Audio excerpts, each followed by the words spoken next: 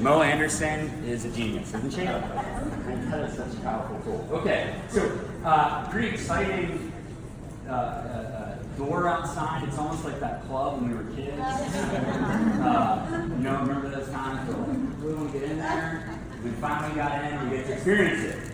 So my name is Matt Teeter. I'm the Director of Leadership Coaches for Matt's Coaching.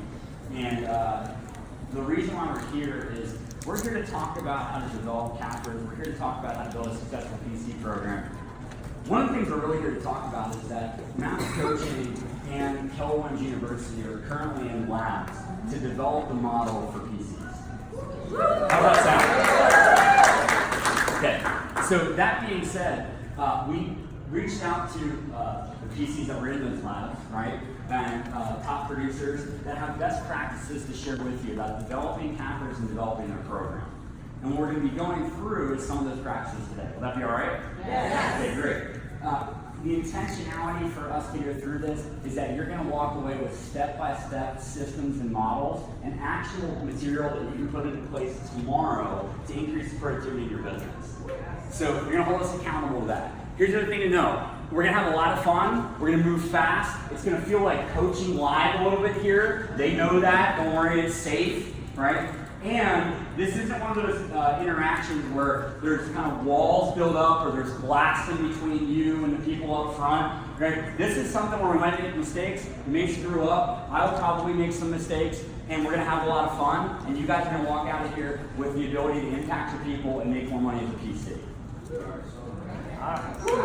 Okay, hold us to that. Now, that being said, a couple things I want you to write down because we did this at the end of the section and we saw people kind of bouncing and we get that. You got a lot of breakout sessions. Pretty cool at Mega Camp that we're doing breakout sessions. Right? It's my 6th Mega Camp. I'm like, this is pretty exciting.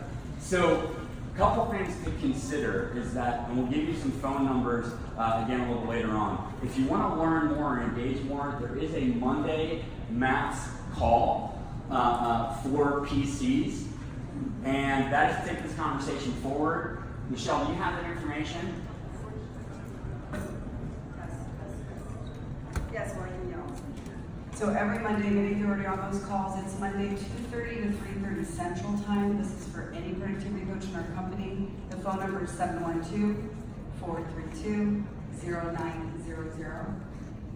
712-432-0900. And your access code is 166-423-POUND.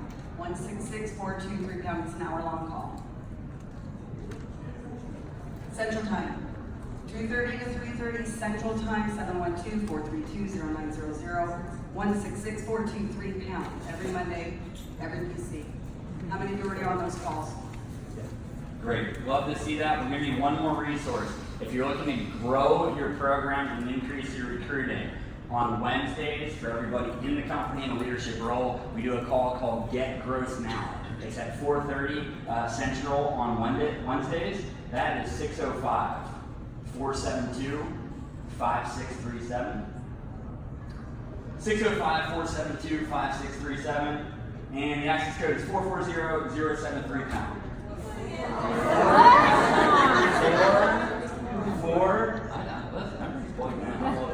440-073-POUND. Okay? 4:30 Central. 4:30 Central. Okay? And that's about gross. That's recruiting during the program. All right. Now, let's get to, yes ma'am. We'll give it to you on the Monday call. Yeah, we'll give it to you on the Monday call, and I'll get it to you, okay? We want to get started. We're going to go through and introduce yourself. So, Roseanne, we're going to start with you, and here's what we're going to cover. You're going to cover your name, your title is PC, obviously, the location that you're in, how long you've been a productivity coach, and the current productivity of your program. Productivity as far as? The number of CAPers created and the agents in the program. Yeah. Okay. I'm Roseanne Dinda. I am from Knoxville, Tennessee. I have been in the PC role for 6 years, a little over 6 years. We have 141 agents in our program, total of 3 market centers. Company dollar, I'll break that out. Our flagship office, we are on track for $1 million in company dollar and 50 plus cappers out of that market center. Our second market center, we will do $200,000 and 15 cappers. Our third market center, we will do $150,000 and 10 cappers. Excellent. Okay, Marty. Sir, so my name is Marty Miller. I'm from Houston, Texas, the Keller Williams Platinum Market Center, just north of Houston, Cypress. I've been with Keller Williams for going on 5 years. I've been a productivity coach for just over a year. There are 55 agents in my productivity coaching program. Year to date, we have contributed to the market center just over $100,000 in company dollar, and we're on track to create 12 new cappers this year. Excellent. Very good. Tara. Hi guys, I'm Tara Ganesh. I am the PC coach in the Charlotte Market Center, Keller Williams South Park. I've been with Keller Williams for a little over 4 years. I've been a coach for about 1.5 years. We had a program last year. I was a coach on a team of coaches, and I wasn't the director. I was a coach underneath the director. We had 125 people in the program. We had some changes to our market center. Our whole leadership changed, and we reset the button, and they asked me to run the new program. So we reset it 90 days ago. We have 40 people in the program. We are scheduled to do around $200,000 in company dollar this year, and we have about 67.5% of those agents are already in production.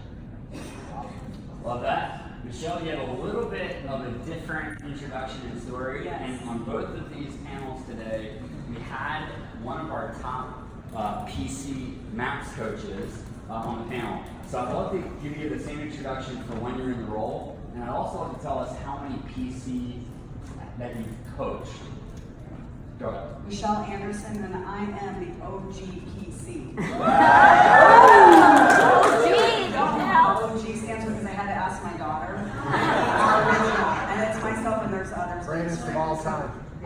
Michelle Anderson, MAPS leadership coach. Primarily, I have this focus on productivity coaches. When I was in the role as the OG, we had 40 to 50 engaged agents at all times. I was blessed to be coached by Diana Kikoska, and with her coaching, mentoring, and training, we did become the #1 coaching program at the time. Since then, I've coached PC coaches who have surpassed me by far. There's some amazing PCs in our company. I've coached I started counting up, over 208 productivity coaches I've had the pleasure and honor to work with through MAPS, and I have over 11,000 hours of coaching. Okay, so the reason why we brought Michelle and Deb earlier to the panel is because each one of the individuals that are actively in the role are going to share the best practices and what they've learned, right, and the system. And then what Michelle's going to share is from coaching 208 PCs, she's going to share the best practices of what do the top PCs do. Does this make sense? Okay, cool. So we're going to start all the way back. Roseanne, did you step into an existing program, or did you launch the program from scratch? And what were the obstacles you overcame in your first 90 days? I started the program from scratch. My OP plucked me into the program. Never knew what it was. We never had a program. And I promised her 50 people in the program in 6 months, and we did it. What were some of the obstacles?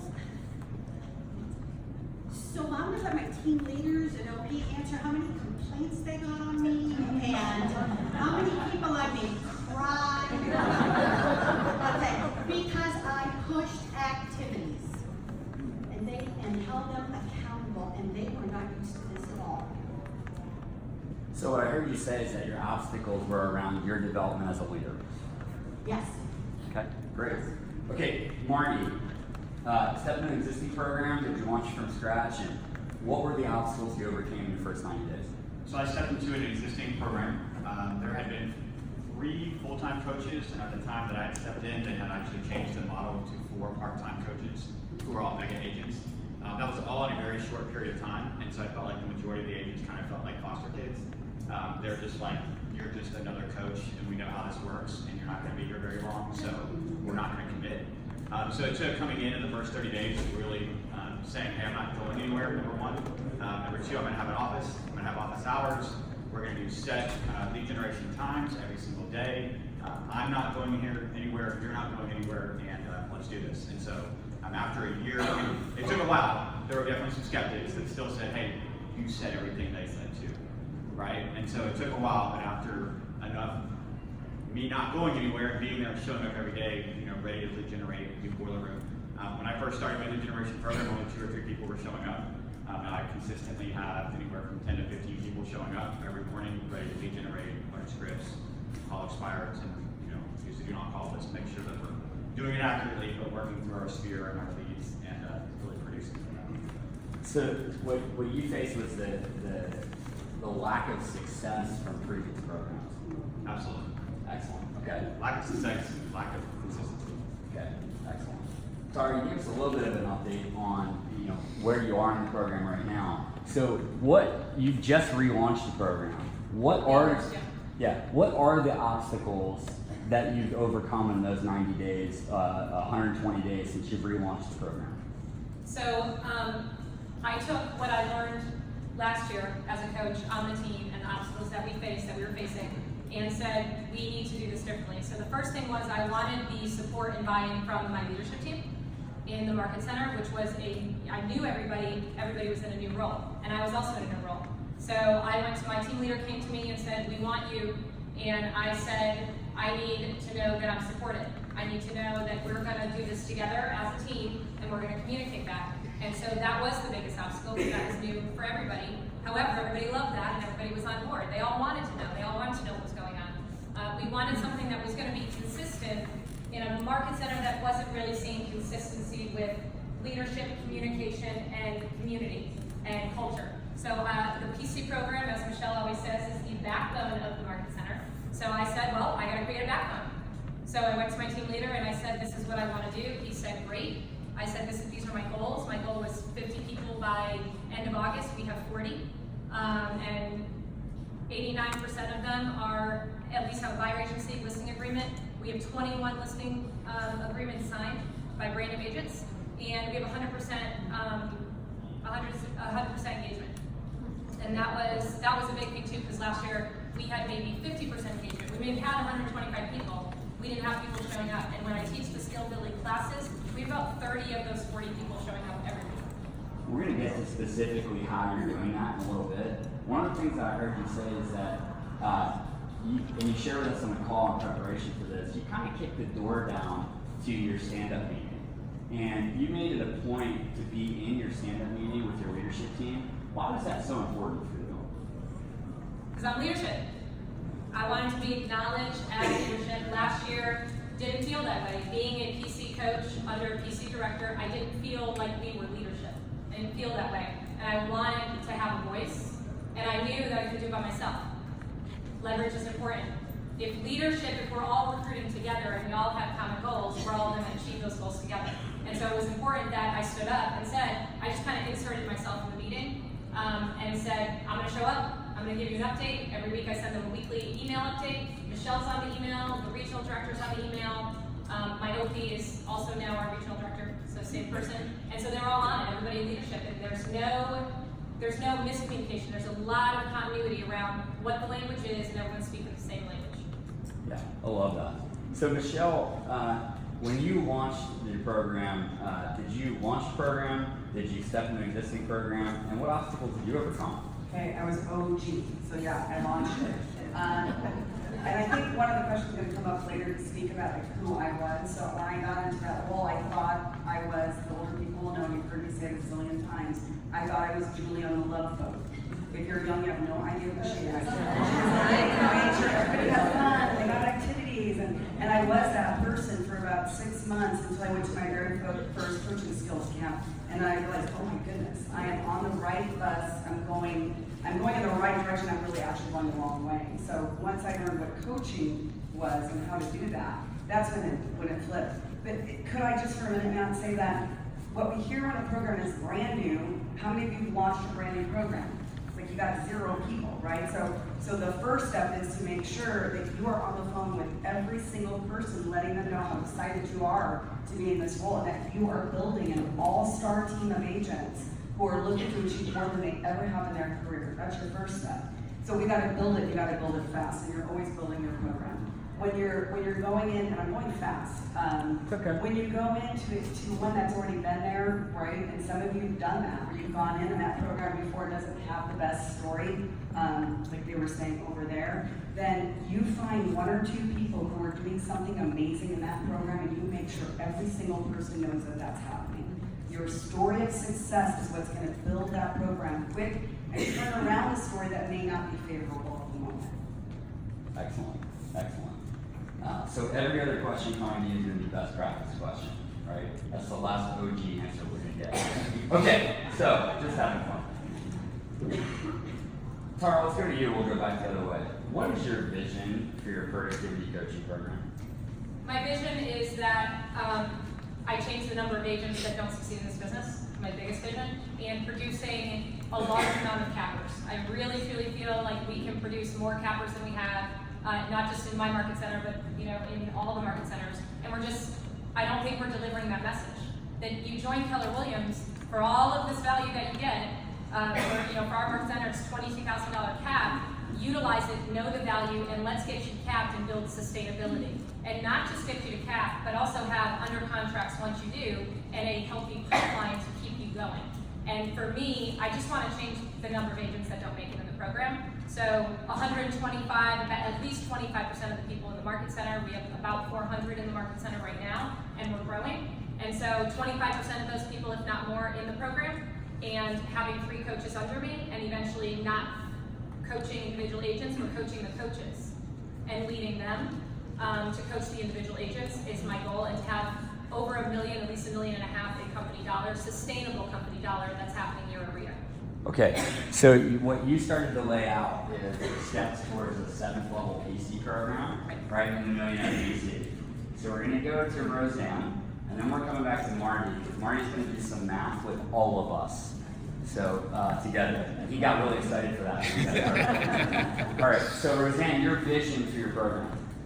My vision for my program is to be the first millionaire real estate agent PC program. We know the numbers that we need to get to. My coach, Mika Fox, holds me accountable every week. Is that, make sure you hold the mic Oh, I'm close. sorry. Yeah, you're good, great. My coach, Mika Fox, holds me accountable every week. My right arm, Colette Palmer, is the first launch coach I hired. We have an amazing team. We are very fortunate that our leadership, all of them, is behind us every day. So they walk up to me and say, we need 127 cappers out of this one market center to get $1 million in company profit. We sit down with the team leaders and the MCAs and we figure out how to get there. Okay, so when you say you know the specific numbers that allow you to get to a millionaire PC, for you, what are they? Oh, Yeah. Okay. I just did it last week. Yeah. So, and by the way, here's the thing. We started by saying we're going to make mistakes, right? We're going to not have everything perfect, right? Everybody okay with that? Yes. Good, great. So allow everybody the grace to be a human being. That being said, you and your coach work on it all the time. Okay, we just started this last week, so I have Oh, the good. numbers written down. I didn't bring them. Okay, good. I do know it's $300,000 in company dollar. Okay. So $3 million, I'm sorry. $3 million, yeah, $3 million. And so here's what we're gonna do, Marty. Do 2 things, right? Because by the way, Roseanne, that's perfect. That's perfect because you know what? This is what we're doing with KWU and with Maps and Labs is we're building out this conversation, right, with Gary and with Jay. So first of all, your vision for your program. Then we're gonna get to the math behind this. Sure. So the vision for my program, I came off of a executive team to take the productivity coaching role. I actually reached out to my OP to join her executive team, and she said no, but I have an amazing role I think you'd be a great fit for. And I think a lot of us that are PCs, we see really good agents leave us for teams. So my goal would be to create a program where the program was so amazing, not only do you have a wait list to get on it, but no one would ever leave you to join a team. And that comes through accountability, that comes through structure, and that comes through leads. I'm also in production, so leads is a byproduct of what I do. Oftentimes, if I have buyer leads or tenant leads, I'll pass those on to my program. It's a great way to leverage myself. I still make some income, they make some income. A lot of times a new agent just needs one deal to get going, and then they line up. Accountability and structure come from every morning doing 1 hour of script practice and training topics like Tara talked about. 2 hours of lead generation. And those that are in that boiler room aspect of my coaching program have the highest level of success. I want to get to the point where everybody in my coaching program is on that boiler room track. So I heard you talk about what you're producing in the program and your sales team, and we're entrepreneurs, correct? Yes, sir. Right, so it's pretty likely that an entrepreneur is going to build a business and then look to build another business and then look to build another, right? And we're leading and coaching entrepreneurs, correct? Yes, sir. Right, that's why we don't leave any agents behind, whether they're part-time or dual career or not engaged, we go find them and get them in, right? That's what all of you told me on the call, right, in leading entrepreneurs, I love that. So, speaking entrepreneurially, you gave me one income stream, do you have any others personally? I do have, so I'm in production, that's an Okay. income stream. Yep. My wife and I just bought our first investment property in Frederick, Texas. Yep. That closed last Thursday.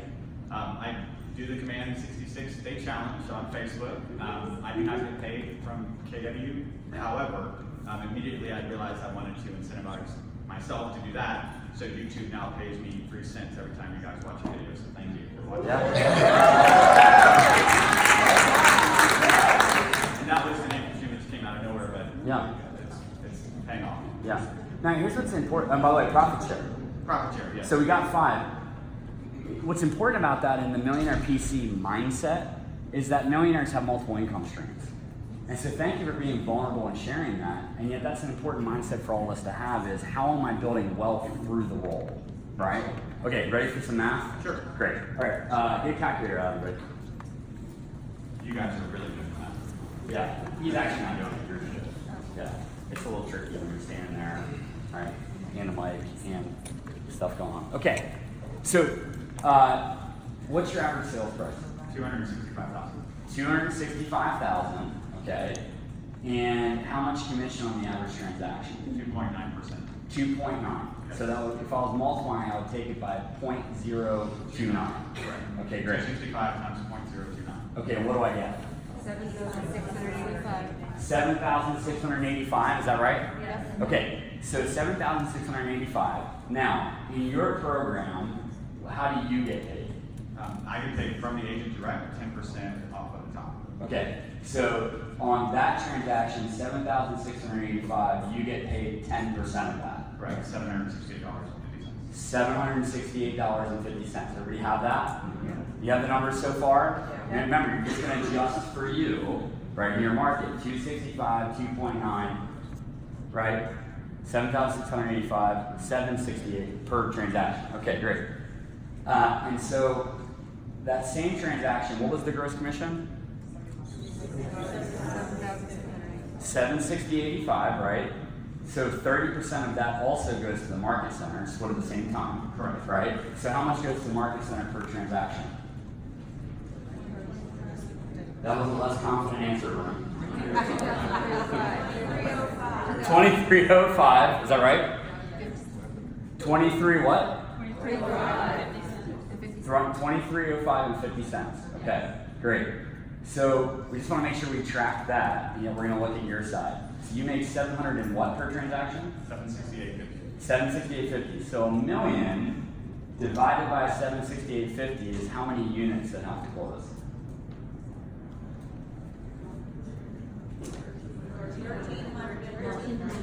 So 1,301, right? So One each every time. yeah, that's right. Hey, and it's 7 appointments a week, right? There's like 1,300. Okay, so it's always that number. So 1,301. Now we can back out and say what our conversion rate is to agreements to appointments, and our conversion rate from appointments to agreements, and determine how many people we're going to hold those appointments. Just for fun, right? And then we're going to move on and give you guys all the information you want. Just for fun, if it was a 50% conversion and it was 1,300 closed units, how many agreements would you need? 2,600. And it was a 50% conversion, and how many appointments would you need? 5,200. Okay, so then all you need to determine is how many agents do you need in your program to hold 5,200 appointments per year to be able to execute on you making $1 million. So there's 55 people in my program. If they each did 100 appointments, that would be 2 per week. Pretty sure that would be 55 times 2 is 110. Do that math, I think I'm there. And he's not a high C. So what are you seeing this? Right? Does that make sense? the math behind the Millionaire PC. Then there's the aspect of building a 7th level program, right? Developing income streams and wealth. And this is everything that we're working on. Thanks so much for playing along. Right, let's give them a round of applause. Cool. We'll get back into it. I just wanted to give you like, so you can start playing with that. What does that look like in our world? How many agents do we need? What does our program have to look like, right? Okay, so, Roseanne, what has your program done for your market center, and how do you measure its success? I found that to be a very interesting question.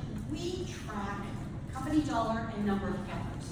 But I asked my leadership team what they look at. And I got answers like retention. My MCA said, our retention is fabulous. And I said, what do you want my goal to be the rest of the year? She said, hold it. So I have a number that I'm to hold retention. What does that mean? Explain that to me. So the numbers she gave me were last November, 32%, 31% retention, attrition, and now it's 12.6. And now it's whole 12.6. Whole 12.6. Okay, great. Keep going. Keep going. Stay great. Okay. My OP measures how our culture of our coaching program fits the market center and her vision. And she has seen a turnaround in how the agents are interacting in the buildings and within the coaching programs. And she measures company profit over profit. Yeah, and how many cappers did you create in 2018? 56. 56, and what was the cap? Our cap is 23,000. So, anybody have 23,000 times 56? What was it? 1.28 million? Yeah, we did about 1 so. Yeah. Okay, great. Excellent. So the direct contribution from your program is the company dollar of over 1.1 million to those market centers, right? That is a specific and measurable result from what's showing up in PC. Correct. And we have them broken down by our market centers and their goals and our levels of coaches. Awesome. Okay, Marty, what has your PC program done for your market center, and how do you measure its success? So I talked about the instability of the coaching program and coaches prior. In addition, team leader-wise, over, I don't remember exactly how many years, but essentially, I think it was 13 team leaders in 15 years at the market center. And so when I came in, we had a brand new OP, we had a brand new TL, and then so they've both been together in that role for maybe 3 months, and then I came on. And so the stability for all three of us, because none of us plan on going anywhere. And so the measurement was, we're taking a ship that maybe was headed in the wrong direction. We each have an important role, whether you're the rudder, whether you're the motor, whether you're, whatever. We all are working on the same goal, kind of riding that ship. So we have set records for company dollar the past 3 years, the entire life of the market center. And my coaching program has been anywhere from about 20 to 28% of that company dollar that's been created. So we look at it from both the financial, sure, but it's not just numbers, it's people. And obviously it's retention. People that get into the program and engage aren't going anywhere. Not only they're not going anywhere, they're producing, and they're then building people into the program as well, or building teams, recruiting people into the market center, and giving them gifts to Keller Williams as well, because they see how much success they've had from it as well. Awesome. Tara, Yes, ma'am. let's take a look at what your program's done for your market center, and how do you measure its success? So I think now what it's done for the market center is it is creating enthusiasm again around the business and what everybody can achieve. We came from a program that was, it was a great program. The numbers were fantastic, but the morale was not, and the culture was not. And so you can have the numbers, and like Marty said, it's about the people and the numbers. It can't just be one or the other, in my opinion. And we didn't have that last year. We didn't have that. So this year, that was my goal, was to start with that and to just set the expectation. Set the expectation that I'm going to be confident that you can succeed. And I'm going to be confident that we together can succeed. And your leadership team is confident that you can do that. And we built this program to help you do that and to guide you through that. And the expectation is that your commitment has to match our commitment level. And until you don't believe in yourself, we're going to sit here and we're going to believe in you. And you need to show up, and if you show up and you become a part of the conversation, it will happen, and it is. It's happening. So what I just heard with energy and passion is that you made a decision to be a catalyst in your market center. Yes, yes, yes. Okay. Excellent. So Michelle, there's a lot of things that I just heard across the board that I'd love to share. I mean, I want to hear from you. What are the best practices? What do the top PC programs contribute to their market center, and how do they measure that success? Great. And I'd like to go back to vision after this. I don't want to break the momentum of this. So first thing, everyone in this room that's a coach, you're gonna be looking to see that every one of those agents in your market center are in your program are engaging with you. We're gonna measure engagement as part of your success. And we know that leadership is influence. John Maxwell says it's influence, nothing more, nothing less. So your ability to influence, to get them in and keep them in, that really is what we do. So that's the first thing we're gonna look at is how fast you grow it and how you keep them engaged. Everyone in there, you're looking to, at the very minimum, we're gonna start with the baseline that every month, 50% of them are in production, meaning they've taken a listing, they've either closed something or they've put something in pending or open, whatever your language is in your market center. So if you're not looking at that as a measurement, please be looking at that now. I know many of the people on the panel, the one previously, they're hitting out of the park there. So we're gonna look at different reports, multi-year trend report, we're gonna look at the health of the market center overall. If you're not looking at the new agent productivity report, start pulling that. That is very telling. It'll show you every single person that's still in the market center in the last 12 months that have come into the market center. It says new agent productivity, doesn't mean they're new agents, it just means they're new to your market center in the last 12 months.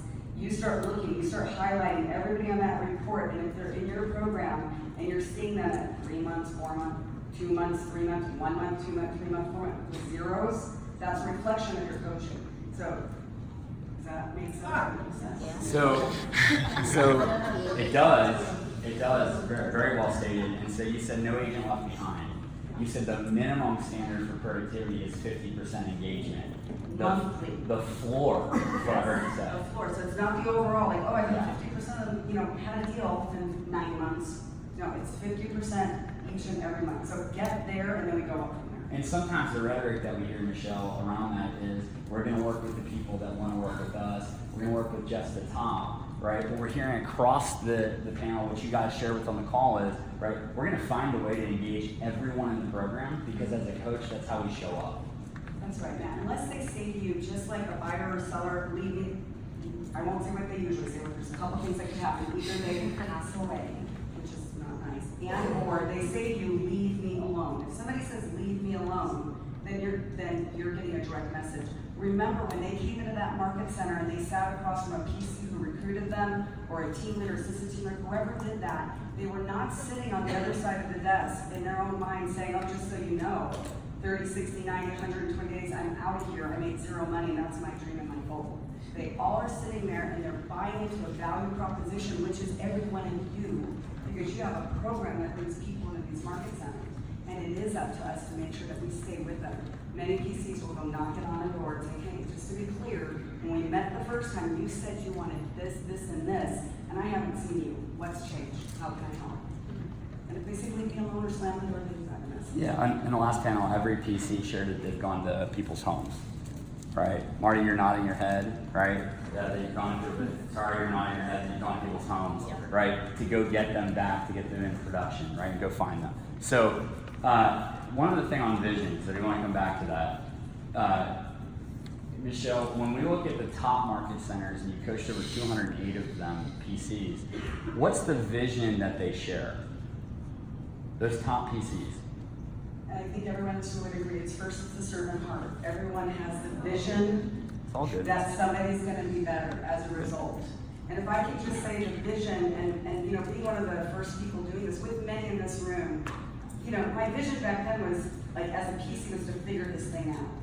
As I was in the role of PC and realizing 12 years ago now, there wasn't a lot of resources. You guys have no idea that what happened out there today, which was a bummer for many people, was probably the most exciting thing for me. That there was hundreds of people that wanted to get in this room. Because there was a day where we didn't have the resources, and we do now. The vision came real when we were with Gary Keller and Jay Papasan, where Gary said to the PCs in that lab that you are an official recommended role within this company. So it's one of my visions. And now, I was thinking, the coaching industry, which has been around for a while, and for the last 10 years, it's had a lot of momentum. You guys know that, right? Coaching is everywhere now. Guess what? There was never a coaching company inside of a real estate company until Keller Williams with Mass. And there was never a organized, official, recommended role of PC within a market center until all of you. So the vision goes along with you, is that we as a company, we change the world of real estate for agents, because 80% of them are out of the business in their first 2 years. That stat should not apply to anybody in this room. We want to flip that. So my vision is that 20% are out, and those 20%, they just were the ones that said leave me alone. The other 80% are with you guys. Excellent. Excellent. Okay. So, how do people in your programs get into productivity in 30 days? Well, the first is they have to commit. So when they say I'm interested in the PC program, I sit down with them and see if they're a good fit for the PC program. And so their commitment has to match mine. So I say, how many hours a week are you going to commit to real estate? They're like, I have 15 jobs and 16 children, and I have this and I have that. And I want you to get me into production in 30 days, and I have 2 hours to commit, and I want to make $1 million this year. I'm like, okay, well, let's bring you back down to reality. And it happens. I'm being a little over-exaggerating, but it happens. And I have to kind of have a coaching conversation with them right then and there and talk about realistically, what does that look like? We're producing cappers. Do you know what a capper is? Do you know what it means to be a capper at Keller Williams? What does that entail? That's in my markets. In my markets, about 1 transaction minimum a month, because it's realistically 11 to 13 transactions. So in order for you to do that, how many people do you think you need to talk to get in one transaction? 100 people. How many people do you know?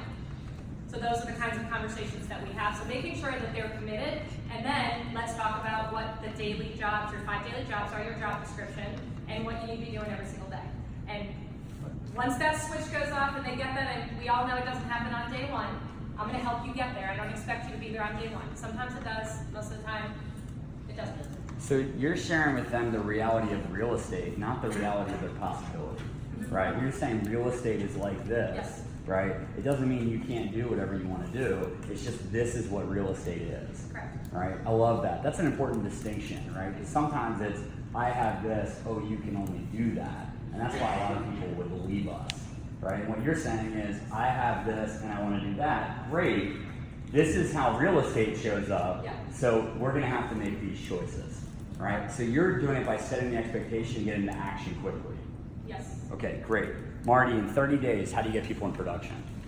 So I think the first thing is I have an amazing support team. My team leader, my agent services coordinator, they're very big on the program. They've talked about the program. The agent already knows they're coming into the program. So as soon as they sign on, we have that one-on-one. We use the CGI calculator very heavily in that first appointment, kind of setting the goals and outlining what they want to make. The reality that you are an independent business owner.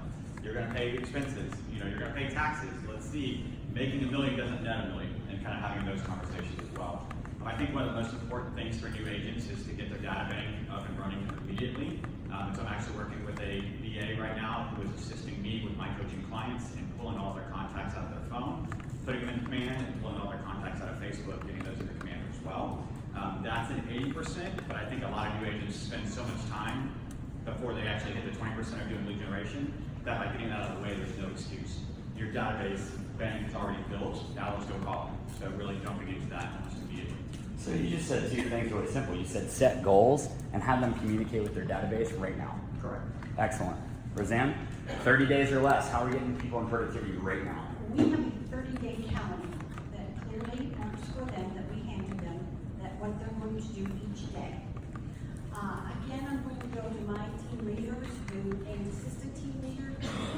They all, when they are in a meeting with a recruit, they're recruiting to the coaching program, all of them. They all say to me, you deliver what we promised them in that meeting. So I can't let them down, and I can't let these people down. And we have their lives and their families' lives in our hands. So we have them work in day one in their database. They have to have 200 names in their database on Tuesday, day 2. And they have to call them the rest of the week.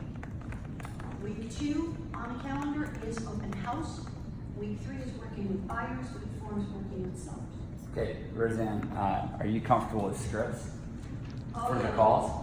Yes. Great, because here's what I heard if I'm sitting in the audience, right? They have to call them. I want to know what it sounds like, right? So I'm going to be the client. You're going to be the agent, okay? Right? What's the script that you give them to call their database? The script we give to call their database is the I'm new to real estate. Great, so let's do it. Okay. Ring, ring, ring, ring. Hi, this is Matt. Hey, Matt, it's Roseanne. How are you? I'm doing great. How are you? I'm doing great. Hey, I saw you got a new puppy the other day. He is adorable. Thank you so much. Making a big mess everywhere, and yet doing great. Isn't that awesome? That's what they're best for. Hey, Matt, I'm not going to take much of your time. Just wanted to let you know I've started a new chapter in life, and I am with the #1 real estate company in the world, Keller Williams. Wow. So I'm just calling to let you know that I'm going to be reaching out to you every now and then because I want to help all of your friends, your family, the people you work with, Matt. Would that be okay? Yeah, you can always call me. Sounds good. Okay. So, Matt, let me ask you real quick before I let you go. Who do you know or who do you think might be looking to buy, sell, or even invest in real estate? Yeah, well, one of our friends mentioned that they were thinking about buying an investment property, so I think I know somebody. Well, yeah, because you and your wife own 4 now? Yep. Yeah. Hey, Matt, would you mind real quick before I let you go, just let me jot down the best number to get a hold of them so I can reach out and help them. Great, I'll share that with you. Thanks. Okay, great. So that's the script, right? It's database, 200 names. It's giving the script and script practicing. It's getting on the phone and holding them able and capable to be able to make those calls. And I'm going to add, here's the key thing, create the space for this to happen. Okay, what does that mean? Okay, so we took over the training room, and we have it for an hour every morning, and everybody in our office knows to not start anything before we're out of there, like 10, 10:30. And we create the space available right there to be in the room with them when they're on their calls, for them to be booking appointments. Yeah, and so they get an objection they can't handle, something, you're able to help them through that process, Walk right? around the room, yeah. And they have scripts there, they're script practicing, they're getting ready to work. Yep. Okay, excellent. So, Michelle, when you look at the top PC programs,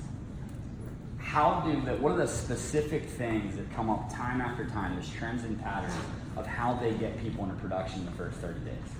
Great, so first thing is you have to think it can happen, because you're their lid. And I know that that's a big deal, and many PCs when they first step in, and a lot of it might just be based on your own experience, your own programming, it says, oh, it took me X amount before I got my first plane.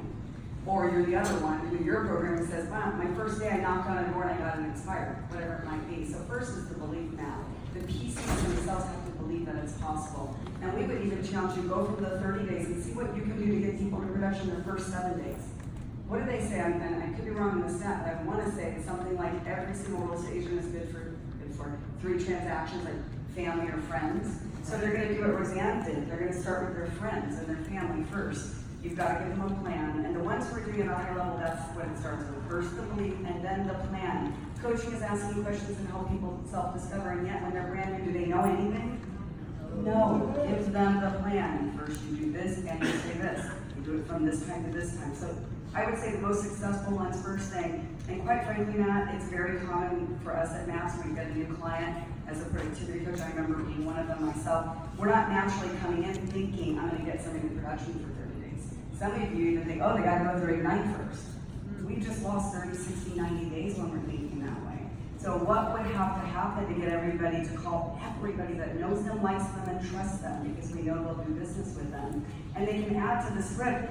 I want you to also know I'm so excited because I also have a business coach, a real estate business coach that's partnering with me as I support you with any of your real estate needs. And that's another leverage point for them to say that they've got you guys. Excellent. So, real quickly, to kind of demystify something here, we'll start with you, Marty. What does the coaching part or the productivity coaching actually look like? So I think it's multifold, if you will. I think it's accountability is probably the biggest thing that a lot of people are missing when they join real estate, because they get in thinking it's going to be easy. We've all worked jobs. It's not a job anymore because you don't have a boss per se. And so I think that's the thing, the biggest thing I've seen agents come in that fail is because no one else is telling them what to do, and they're used to having someone tell them what to do. So when you have that accountability of, hey, you set these goals to make these number of calls for these number of hours, send me your calendar, let me look at that and see what that looks like. Oh, I actually have to put it on paper? Yes. And then when you put it on paper, okay, so how did those calls go? Hey, how were your calls yesterday?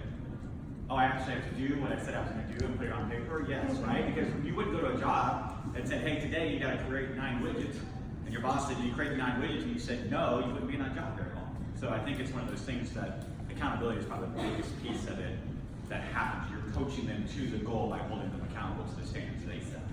So Roseanne, I love what you said, Marty. Roseanne, to piggyback on that, if you and I are in a coaching appointment, right, and I'm in your program, what are we covering in that appointment?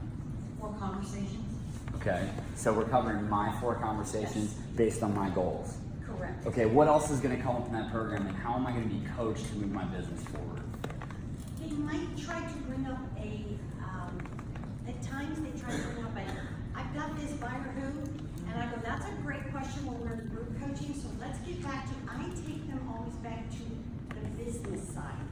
That's my background, I've always come from America, and how are we doing this business? How are we running the business? It is as simple as, can I have your phone for a second? Pull up your calendar. I want to see your calendar. And I see, oh, you have 2 hours every morning from 9 to 11 on your calendar, repeating from now until the end of time. How's that going? So I say, would you do me a favor? And I hand the phone back. Would you delete that? And let's just do 1 week. I had a woman, I had to do 1 day, only 1 hour. Sometimes you have to chunk it down very small.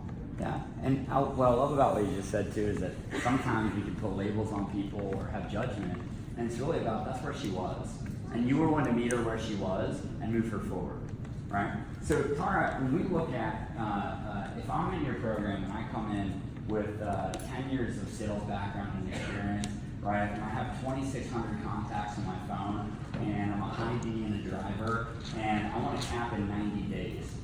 What are we going to do in that conversation to get started?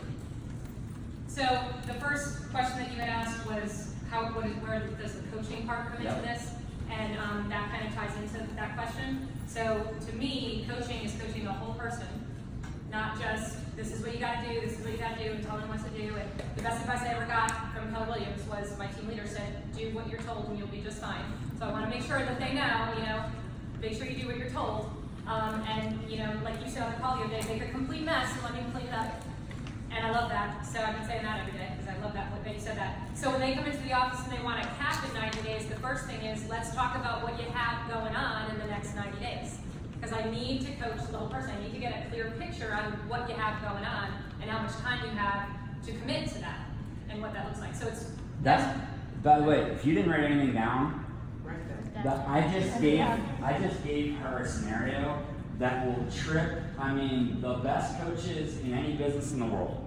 I want to do this, and you said, time out. What does your world look like? Because the last thing I looked at in that scenario was my world, and you said, let's see the whole world. Now, once we see what the world looks like, where are we going to go from there, Tara? Well, then we chunk it down, as Roseanne was saying, and I say, okay, well, and I don't know if this person is brand new to real estate or Brand new. or what it is. So I asked them, what did their previous job and role look like? How many hours did they spend on that job? And we need to create this, you gotta treat it like a job. If you treat it like a job, there's boatloads of money in it. Yeah. So if you want $75,000 gross, $50,000 in the next 90 days, you gotta treat it like a job. So how are we gonna do that? Let's talk about what your job description is every day. And ideally, what 8 hours in real estate looks like. How much of that do you feel is realistic for you to start doing tomorrow? Okay. And what questions do you have around how to make that happen and to get to that point where you're doing those 5 daily jobs every single day? Which are? Lead generation, lead follow-up, setting on appointments, negotiate contracts, practice risk management. I love it. That's our job description. Great answer. As agents. Great answer.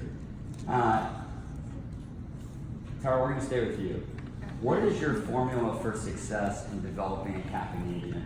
And the follow-up is, what are the things that every capping agent in your program does on their way to cap? So the first thing for a capping agent, I think, to me, is full time, 40 hours. It's okay if you have another job. It's fine if you have kids at home. That's okay. I started in real estate and I had 3 kids. And I took my 3-year-old door knocking 200 houses, and I only lead generated activities Thursday through Sunday, because that's when I had coverage. And then Monday, Tuesday, Wednesday, I was home, looking like a mess, so I wasn't going anywhere. So that was, don't make excuses for those things. I was like that too, so let's talk about that first. And so a lot of these people, a lot of these agents that cap, we have to get past that. We have to get past that, and we have to get past the realization that, or get them to realize that everybody's not like you. We got to respond just like you. And so we got to get over that hump first. Are you with me? And I get that buy-in first. And then again, it goes to a plan and setting up a plan for them and holding them accountable to it and showing support. Because it's not always, you didn't do what you were supposed to do. I'm here for the bad stuff.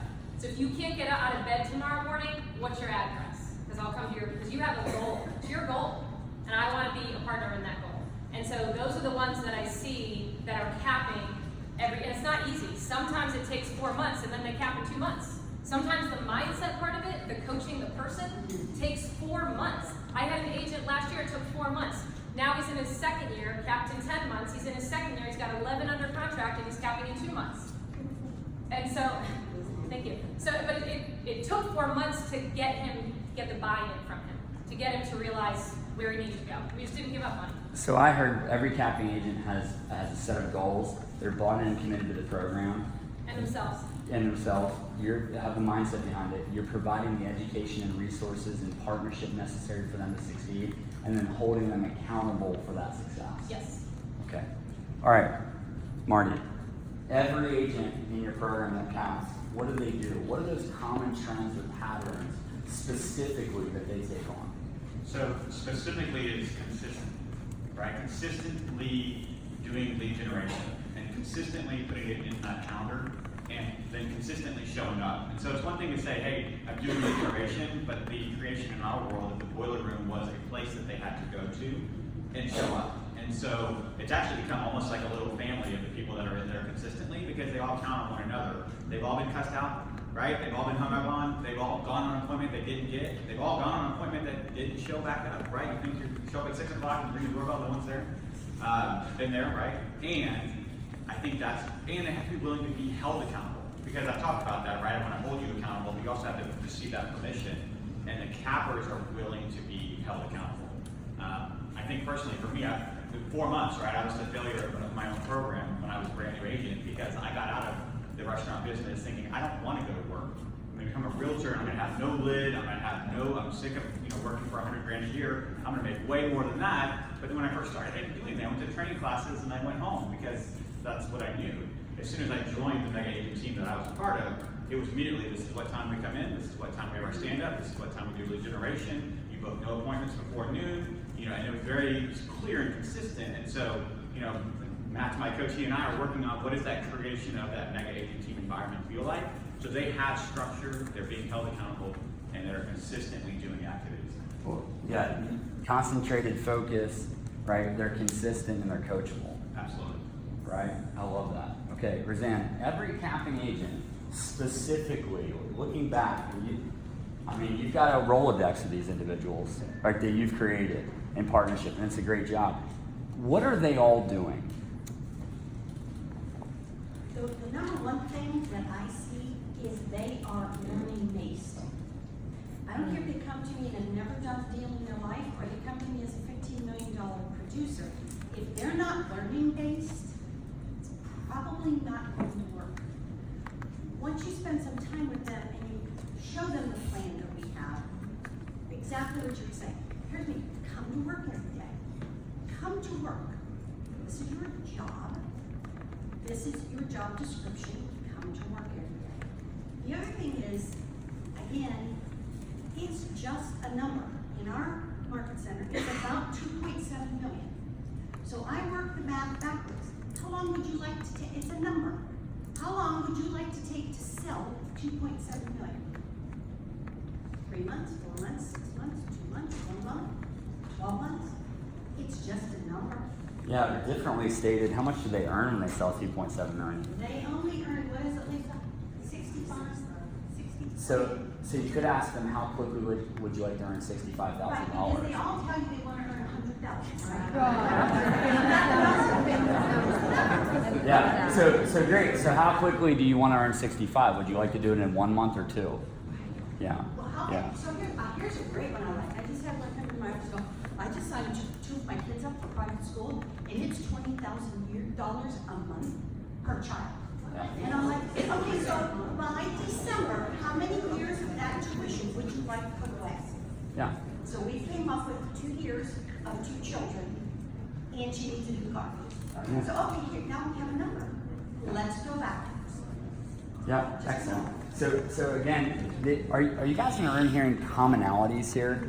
Right? Like there's a plan. People are showing up consistently. They're being held accountable. They're coachable, right?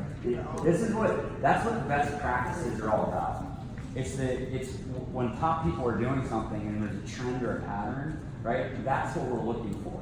That's what we bring back from the people. Those are the things that we implement. So Michelle, we're going to check our work, right?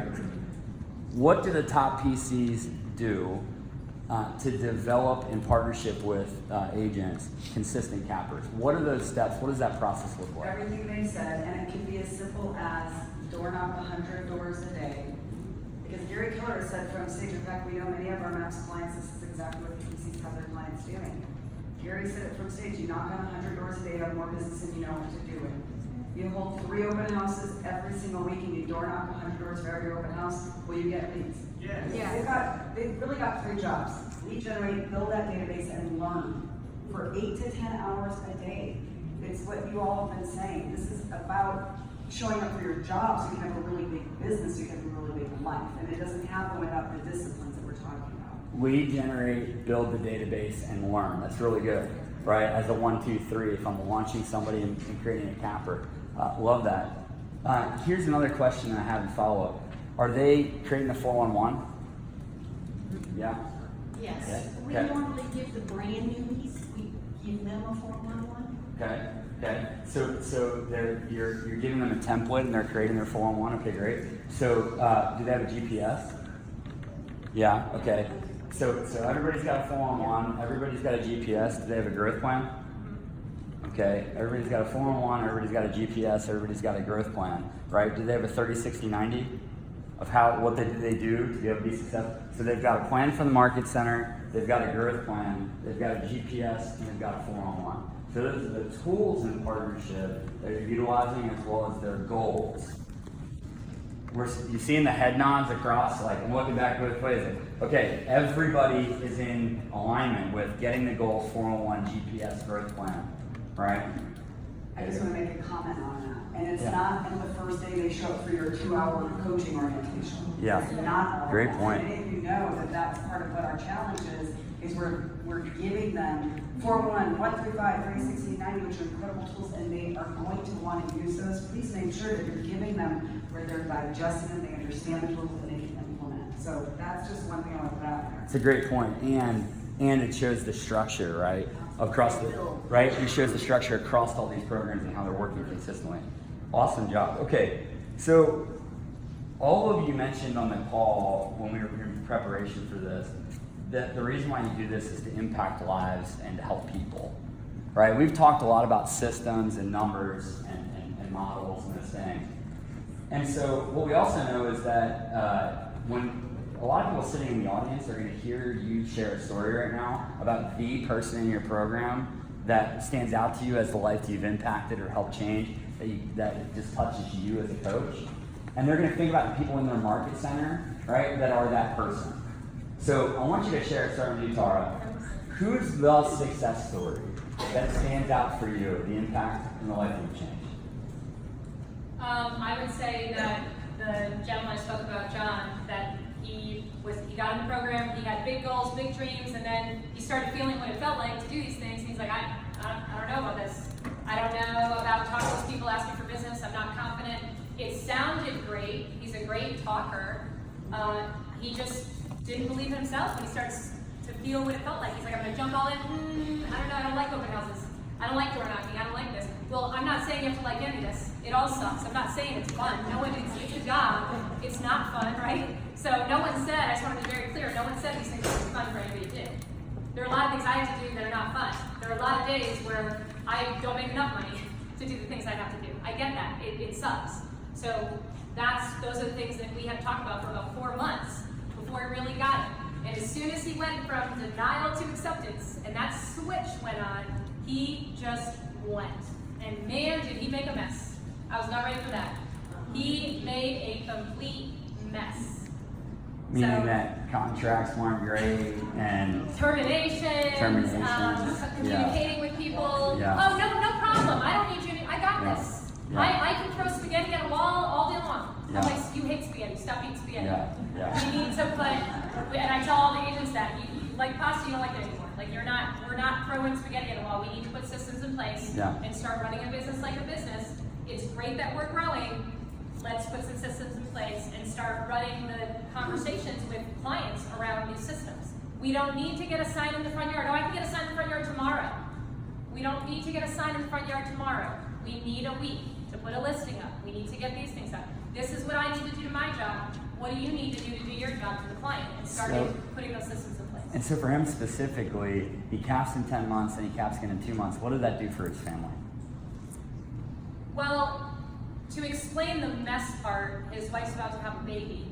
And so I said, if I hand you a newborn, and you know about him, we talked about him, if I hand you a newborn right now, how does that look right now, the way you're running your business? So it was kind of a reality, as Michelle put it, it's positive present and negative future. And so that's what she coached me around to coach him. And he realized that's not gonna work. Because I said, from a mom standpoint, if my husband was working like that, which it's great that you're doing those things, it's the way you're doing them, we can do them smarter and not harder. Let me help you do that. So he's earning more money, he's running more an efficient business, and he's able to provide for his child. Yeah. It's kind of what we do. I'm going to come to you last here, Marty, because you have the single greatest name for farm and ranch real estate or land real estate of all time. For the person you're going to tell a story of, so Roseanne, the person, right, that jumps out to you. Tell us that story. His name is Brandon, and he was at our flagship office, and he was about 23 years old. And he hid behind spreadsheets. His spreadsheets had spreadsheets. And he was doing wow me with all his spreadsheets. And I said, come in my office, I really want to take a look at these spreadsheets. So how many of these people have you talked to? None. People. Okay, so got him in coaching. And I said, here's what we're going to do. We're going to door knock. Because he would not pick up the phone. He said, well, I don't want to do that. I said, okay, here's the deal. Are you going to pick up the phone or are you going to door knock? Just give him a choice. I said, yeah. Reluctantly, he went out the door to door knock. And he came back and he said, well, it worked. I got a listing appointment, now what? That's what we want, right, Paul? We want them to go out and do this and come back and go, I don't know. So we got him all the way through that. He confided in me that he wanted to get married, get engaged to his girlfriend at the time. And of course, I love jewelry, so we sat down and looked at rings and picked a price, and we did the whole thing, and we worked. That was his next big thing. So when he got the first commission check and went to the bank, called me from the bank. Now, this is a 23 years old at the time. And he said, Roseanne, I'm calling, this is my gratitude call. I have never in my life had $12,000 ever. I can go put the down payment on that ring. He today is married to the girl, their baby's gonna turn 1, and he just bought his second boat.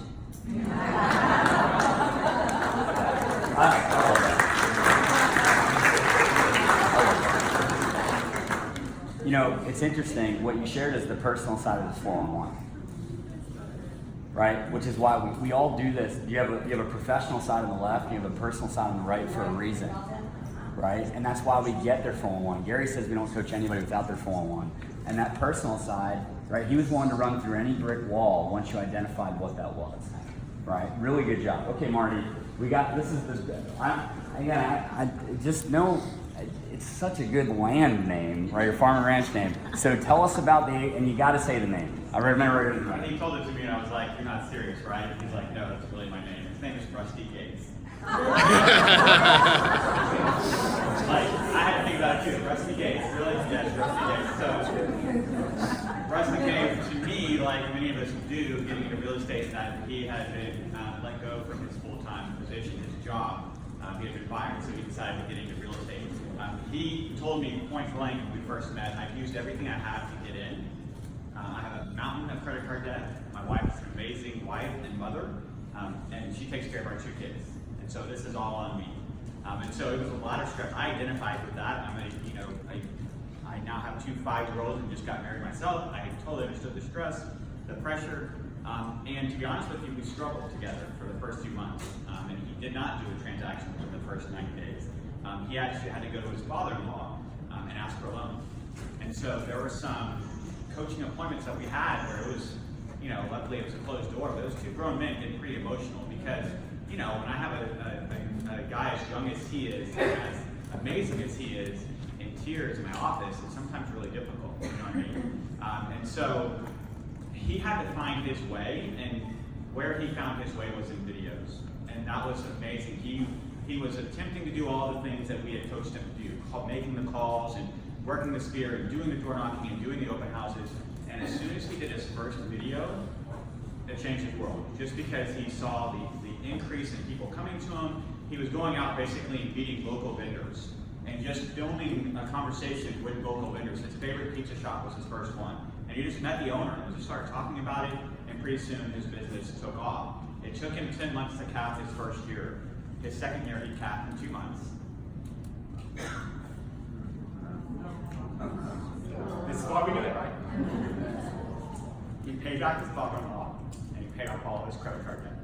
And so it was pretty amazing because he said now, like, that was a weight on my shoulders, but it was a weight on my wife's shoulders. It was a weight on my kids' shoulders. Like, I didn't want my children growing up in a family of debt. And so it was instantly just kind of changed their trajectory. That family's trajectory has been changed because of real estate. And I was just blessed to be a part of the process. He chose me, and so I was part of that process. So yeah, an amazing name, but an amazing story as well. So.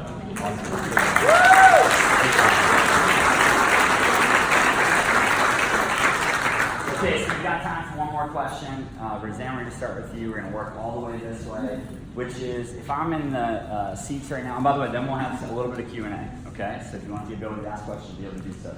So, Roseanne, if I'm in a seat right now and I want to figure out, what it is I can do to be more successful as a PC or to grow my program, what's the one piece of advice that you would give me? Get your first 30 days in order for them. What are they going to do every day when they come to work? Keep it very simple. Keep them working in their database. Keep them working in a high-level open house. Keep them working. Teach them then the buyer and the sellers. That first 30 days, our expectation for our market centers is you will have a piece of business by 7 days. We set the bar very, very high. Excellent. Marty? I think the most important part, a lot of times, and I don't know who all is in the room, TLs, OPs, PCs, is to find that place where consistency can happen. I know a lot of times when we start a productivity coaching program, we take one over, there's no place where the PCs have to call their own. Luckily, my TL was very supportive. We took over a training room, very similar. So we do that boiler program 9 to noon, Monday through Friday, and that's our spot. No one schedules classes in there, no one comes in. So if you are a PC in a program right now that does not have a consistent spot, get with your TL, get with your OP, and figure out a way to take it over, create it, buy it, rent it, whatever it may be, so that you have that place where they can show up and be safe and secure in that world of people that look just like them. Yeah. So I heard you both say, partner with your leadership team and engage your people every day, right? Okay, great. Carl? I would say set very clear expectations. Have a very clear idea of what your mission is and what you want to establish within your program, and then set very clear expectations with leadership and yourself, and then start delivering on those expectations. And sometimes we gotta say the same things over and over and over so that we have continuity and everybody's speaking the same language. And with the PCs, set those clear expectations. Open houses, in my opinion, are mandatory in real estate. Boom. I mean, if you're not holding up, if you don't know anybody, it's like, oh, I don't know anybody to call. Who's heard that? Everybody's heard that. I don't know who to call. First, pull out your phone. Let's see how many contacts are on your phone and your contact card, because you're going to call those people first. And let's see who has the highest number. We do that in Ignite. And second, I didn't know anybody. Go do open houses. Go do open houses. It's the only immediate lever business where people walk in, they know they're going to come across an agent, and you have to strike up a conversation. Get really good at that. And so setting those clear expectations and saying, what are you doing this weekend for your business? Because if you're not working weekends, again, in my opinion, you're not working in real estate. The business is on the weekends, especially when you're new. They're working. Well, are most people working on the weekends? No, then you are, because they're not. That's when you meet people. What's your next excuse? So just set those expectations and make them very, very clear with everybody. Clear expectations. Clear expectations. Everyone's like, I'm doing open houses this weekend. Okay. Everybody's got So, Michelle, what's the one thing? We have to think bigger. It starts with all of us. Every time you're going to give into one of the excuses, and this is not ever about pushing somebody. It's about taking a stand for them to get what they said they wanted. You are pushing activities. Every time your brain says, oh, and it is summer. Oh, yeah, it is the oh, yeah, my other kid is sick, whatever it might be. Remember, it's football. Remember, it's you first. You are their lid. Think bigger, expect more. They will show up much greater than we are allowing them to. Just expect more and they will show up. So, you've also shared with me before that our responsibility as productivity coaches or leaders is to model behavior of success for our people. So it's about us showing up, it's about us engaging at a high level. If it's building income streams, right, and our people want to do that, if we're not in that process, it's going to be very difficult to engage people in that growth. Finally, what you share with me very often, just going through things that I remember from our conversation, is that if you are a coach and you're not being coached, when the question comes up, it's going to be really hard to handle, right? It's a tough one, Matt, and I know. I mean, there's probably people here right now that were wishing that you didn't have to go past rows to get out of the door around that concept. And the truth is, the ABCs of coaching starts with authenticity. It's authenticity, believability, and it's the context. And if you're not feeling authentic about it, regardless whether you think it shows up or not, it does. There's energy. Your emotional courage and your conviction comes from your beliefs. So when you are convicted that coaching itself has made you a different person, you will have that conviction when you're asking somebody to sign up with you. Excellent. Okay, so here's what we're going to do right now. We have a few minutes, and we're going to mic around here. We have the ability to ask a couple questions. So does anybody have a question for this panel? Yeah. Here. We're going to start. Oh, go ahead. Yeah, go right there. State your name and ask your question. Stand up, please. My name is Art Vasquez from Denver, Colorado. My question for each of the coaches: what kind of education are you guys doing? You guys are speaking the language. What are you doing to improve your coaching skills? I'm glad you asked that because that was one of our questions we didn't get to. I've been to coaching skills camp 6 times. I've done both 9 times. I go to every regional training there is. I've been to train the trainer advanced twice. I pour into myself to grow. My MAPS coach makes me fill out that form, kicking and screaming, what I'm doing every month, what books I'm reading. You have to, your business will only grow to the extent that you She said pretty much everything the same thing, right? So, Bold 2.0, if you haven't taken it, get in it, right? Shameless plug, I just took the first step, and it's amazing. It was an amazing program, and the rewrite has taken it to the next level. And then, honestly, and I'm very biased, and you guys probably all know that, but if you're not using Command, please start. And if you don't know how to use Command, please start learning how to use Command. The things that Command can do can replace money in your world. It can bulk text your agents for a whole lot less than some of the other programs that are out there. They can create assets for things that your program is doing if you want to recognize somebody, or and then also we're going to be training our agents on how to use it. And if you don't know how to use it, you're coming off as inauthentic, which we just talked about. So get in and learn how to use it at a very high level. Bold, coaching skills camp. Family Reunion, Mega Camp, Recharge, everything that Keller Williams offers, being a product of that, I always say I'm very Kellerized, because I am. I'm a product of PC coaching. I was in Ignite, got into PC coaching while in Ignite. I capped, my second time capped, I got a MAPS coach. My coach said, get a MAPS coach. Then I became a PC coach. They said, get a PC MAPS coach. So those are all the things that I do. And studying the MREA models, because this is what, I mean, that model is, I mean, it still works. It's what I use for my business. It's what I use for my sales business and for the coaching business, because it's two businesses. It works. Until it doesn't work, I'm going to keep using it. And every time I read the book and or listen to it now, I swear that was not in the book the last time I read it. For some reason, I'm like, wait a minute, I gotta flip back. Because that was not there last time, because you're at a different place in your business every time you study those books and listen to them. And for some reason, now that we listen to them, and I listen to it and I take notes, I learn differently from it. And so, listening to top agents too, like yesterday that we listened to and today that we listened to, whenever you go to any of these breakout sessions, look at the consistency of what each and every one of them are doing and highlight it in your notes. That's what I did my first family reunion, and it was eye-opening. And I said, I want to be up there. And one day I will be up there, and Gary Keller will be interviewing me because I want to be up there, and I'm going to keep working hard until I'm up there. I'm gonna give this two books. Proactive Coaching, if you haven't already gotten that book, get it. Everything that everybody has said, and another book that I would highly recommend is Proactive Coaching. Proactive Coaching. And another one that was really instrumental to me when I became a PC coach was, David Rock, Quiet Leadership.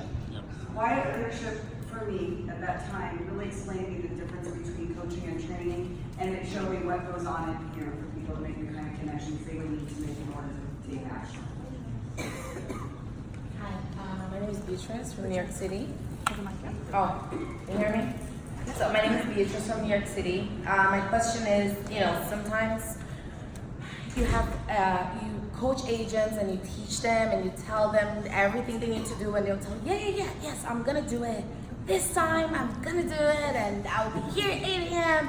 And then you don't see them, and then you call them, and then you go after them, and no, next week I'm there, and they keep, kidding themselves. And what would you do in a situation like that? You can talk to them until you're blue in the face, and they will say they will do it, and they won't, and they fail. And how would you handle a situation like that? Being in production prior, you have the buyers that say this is going to be the house, and then they don't buy it. And then you show them another house, and they say, but this one's going to be the house. And you show it to them, and they don't buy it. Do you give up on them? You know what I mean? Like, you keep showing them homes because you made a commitment. And we're productivity coaches. We made a commitment to the people in our program. So, sure, buyers are liars and sellers are too, and sometimes so are your coaching clients. And yet, you love on them, you just keep going after it. I love what you just said. And part of what you're bringing up, how many of you have experienced what you're saying? Okay, so this is about behavior. Behavior means that something has to happen in here for something to be different, for the actions to be different. So it's the transformation of thinking, and this is really where coaching skills come in. Because there's many elements to the question that you're asking, but for the person to have change, something has to change in their thinking, and you're there to help them with that. Telling them what to do sometimes works, sometimes it doesn't. So I would recommend those books that I talked about, as well as Coaching Skills Camp, and some of those, because this is coaching. This is the models of coaching for transformation to occur, and it can, because we are far greater than our behavior. We are much greater than behavior. We open a door for them to think differently so they can get something different.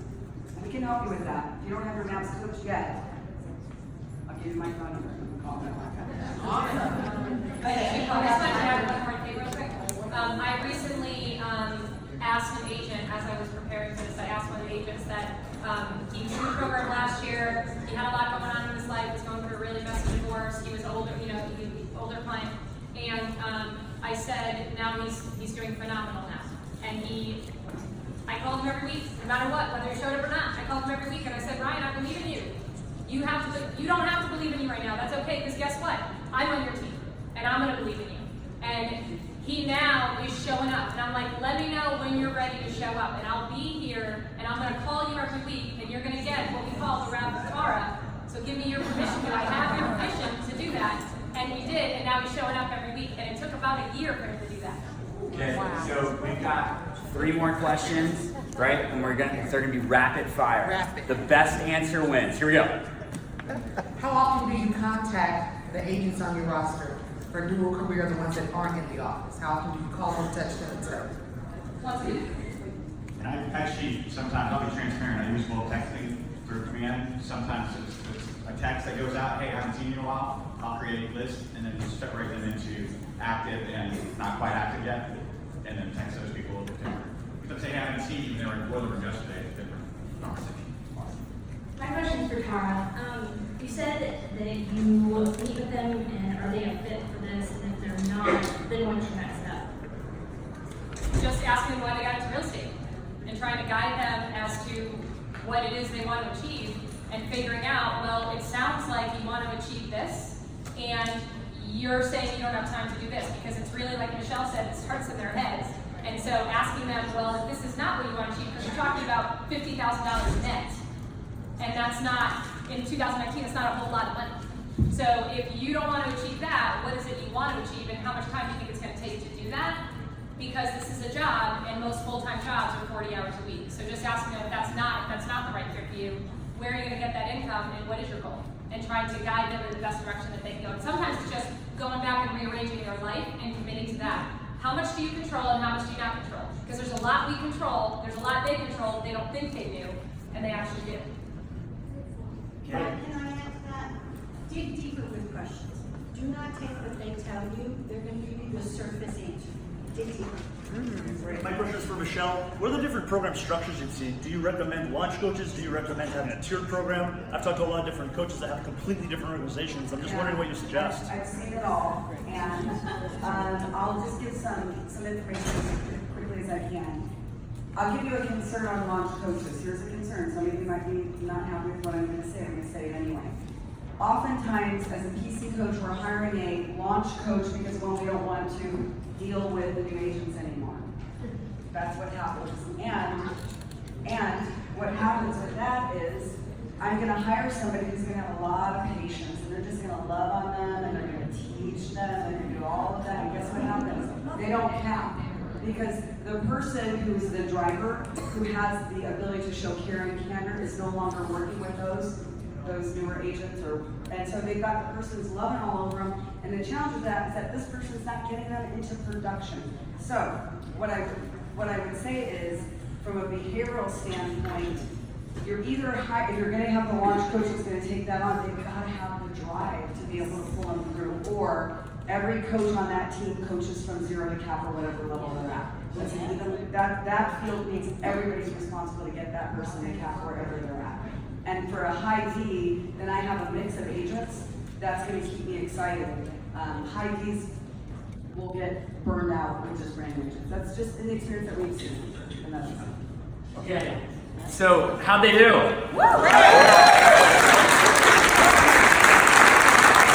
Thank you so much. And they'll be here for a couple minutes for questions. Thanks, everybody.